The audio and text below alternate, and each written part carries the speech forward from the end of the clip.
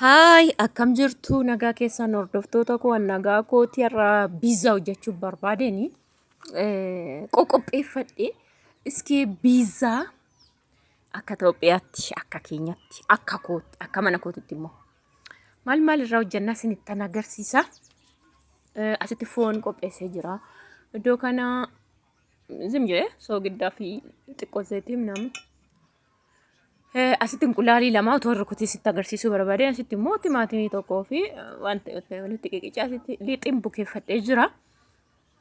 Timaatimii, qaaraa, shunkurtii, rogaan jechuudha. Silaa kan barbaachisu zayituunii yookiin immoo firee eenyuuti chiizii ture bakka chiiziitiin inqulaaliin Itoophiyaa burgariinis biizanis kan hojjetamu inqulaaliidhaan. Ishii mana koo bichaatti miti. So timaatimii akkasitti muree qaaraas akkasitti muree isaan kana qopheeffadhee jechuudha wajjumaan gara hojjechuutti ceena. Eelee ho'ifadhee ho'ee sirriitti yeroo ho'een dhaamsaa jechuudha eelee sanarraan qabsiisu deebisee. Ho'ee jira rigaan jira jechuudha. Ho'ee sirriitti ho'een dhaamsee jechuudha maaliif hin gubatan madaqee liixinis inni sunis gadi bichaatutti waan ta'eef yoo itti bobeessitan. So dhaamseen rigee liixii koo itti naqaa otoo qasin jedhin liixichi immoo itti fufa jechuudha sakaan itti fayyadamu.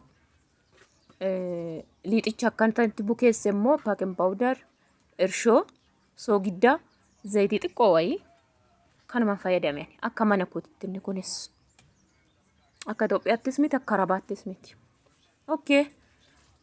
Duqeetiidha kanuma fayyadame laqaqqeen godhe laqaqqoo jedhe isinitti tolannaa nyaatanii yoo daraq gootan daraq waan ta'e nyusaa jechuudha. So laqaqqee godhee tan hojjedhe asirratti xaxxafee jechuudha eelee irratti. Eelee akkuma isinitti hime si'a tokko sirriitti ho'iftu hin dhaamsitu jala. So akkasitti xaxxafee bareechee wal qixxeessee baay'ee sin haphifne baay'ee sin furdifne. Kaada kun. Anaati.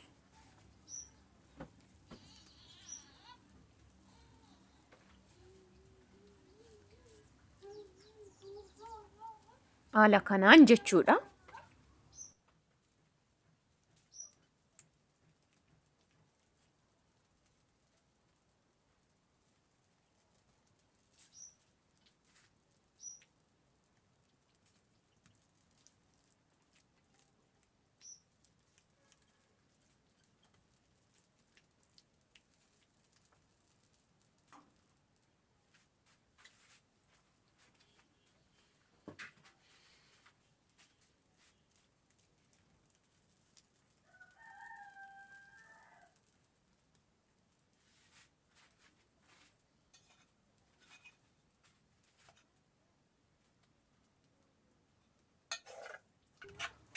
Haala kanaan iddan hamma kanaan haphisee tolchee soosiin godhe sana immoo akkasitti naqa. Haala kanaan jechuudha.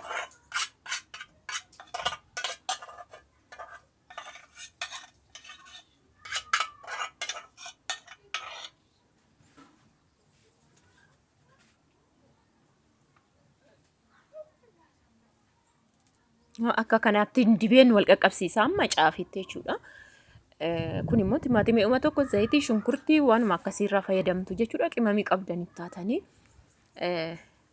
liixirra haadii itoo qasin jedheen dibattu akkuma xaxxaftanii jechuudha. Den haala kanaan baay'ee wagaginatti jechuu dinnaanan moofii qabachaa kaameeraa waraabee jechuudha. Iddoon eelee jiru sirriitti natti fuuwwan isiniif kaameeraan kileeraa ta'u jedheetaniini. So liixuma ganaa sirriitti qasin jenneerra dibaa jira jechuudha. Maaliif xuuxxatachi eelee ho'e waan ta'eef dafee hin qorrookii wanti bobeessitan miti waan ta'eef qassee xuuxxata jechuudha. So akkasittiin itti dibaa waliin ga'ee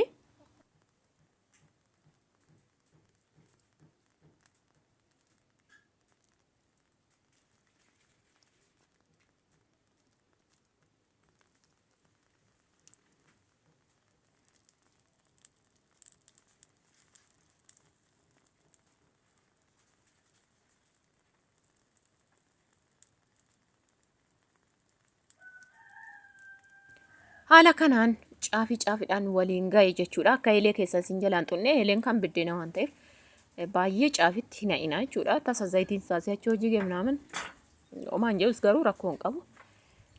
Sana booda timaatimiin rogaan akkasitti muree kana irra bubbuusaa jechuudha.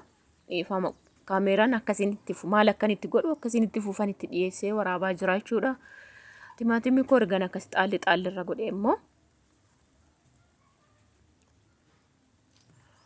ittoodhaan hin fayyadamaa yaani duraanii ittoodhuma noormaalii ittoodhuma manatti qopheeffattanii noo gootan baay'ee tokko mi'aannis jechuudha. Mirxii tokko dhugaa kana duratti hojjedhe isin agarsiise. Sana booda qaaraadhumas noormaalitti godhee abbaa suuyyaas gochuu dandeessu. Diizaayinii dhumsaatii malee hiikaa biraa humaayyuu hin qabu. Noormaal qaaraan itti godhee isas xaalli godhee hin jira. Booda immoo shunkurtiidha jechuudha.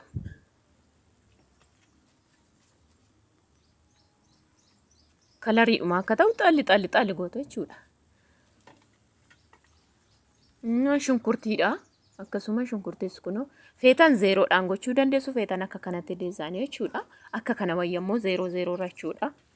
Haala kanaan qaaraa timaatimii shunkurtii soosii isaa itti naqee amma immoo bakka chiizii akka isa ofitti qabu jechuudha. Akka irraan harcaane maaliin godhaa? Inqulaaleen rukutee irra diriirsa jechuudha.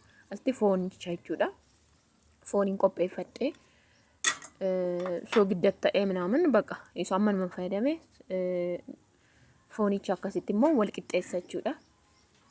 Ruubii kana irratti na'an dhugaasiin hin jedha iddoo gurguranii anis bitees beekaa reestooraantiidha yookiin immoo kaafeedhaayyuu foonii jedhanii kan irra buusan kana isiniin hin jedhu Itoophiyaa keessatti jechuudha. Kan isaan itti naqan immoo gonkumaa chiizii miti inqulaaliidha jechuudha. Burgarii keessas kan jiru inqulaaliidha. Foon faana burgariin naa hojjetan dhugaa waaqaan isiniin jedha zeeroo sana kan hojjetan burgarii irratti inqulaaliidha jechuudha. Inqulaaliidhuma noormaalii maxxabashaa irratti naqan jechuudha. So inqulaalii akkasitti rukutee inqulaaliin firiijii keessa waan ba'eef didee wal na jalaa qabatee anyways innaan itti qal'isee irra naqa jedhu duddubitti narkaa'ee baay'ee rukuteera garuu. Den haala kanaan itti naqee xumuree jechuudha. Ilaala.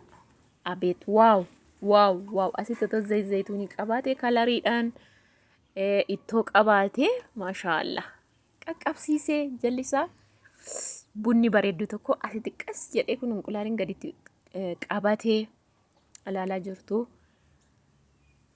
Haala kanaan ga'ee jechuudha.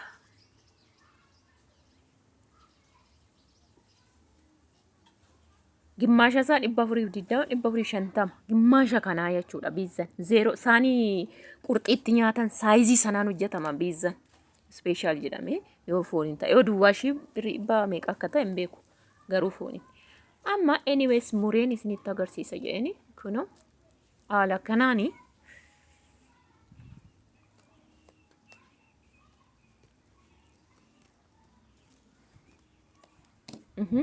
yeroo mura argitanii jirtu muree fudhadhee banagaraachin lai misaa dhamtuu natti deebi'uu dide ani misaa irratti achumaan gara biraa warra deemanii maaliif jennaan saatii misaatii charchii dhabaanii warra du'aadhaan hin dhufnaanaan jedhanii nama fidee siin dhufa waan ta'eef ani garuu dhugaa baay'een beela'e naannoo si sammee saatii 8 walakkaadhaan so bizzaa koo godheen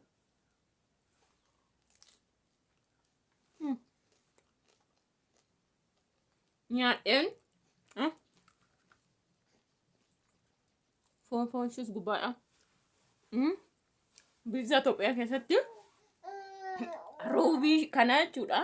Birrii 400 maal ispeeshaal jedhanii foon xaalli gama sanatti godhan jechuudha. Inqulaaliin biyya keenyatti burgariinis biizanis bakka chiizii inqulaaliidha. Mana koo bichaatti miti. Kana bara. Amma asumaan immoo bunnaa koos naannoo isa shinnaati. Nama neeku sa'aatii akkasii dhiisa. Akkasii like share godhaa yaada qabdannaa barreessaan isiniin jedhaa baay'ee.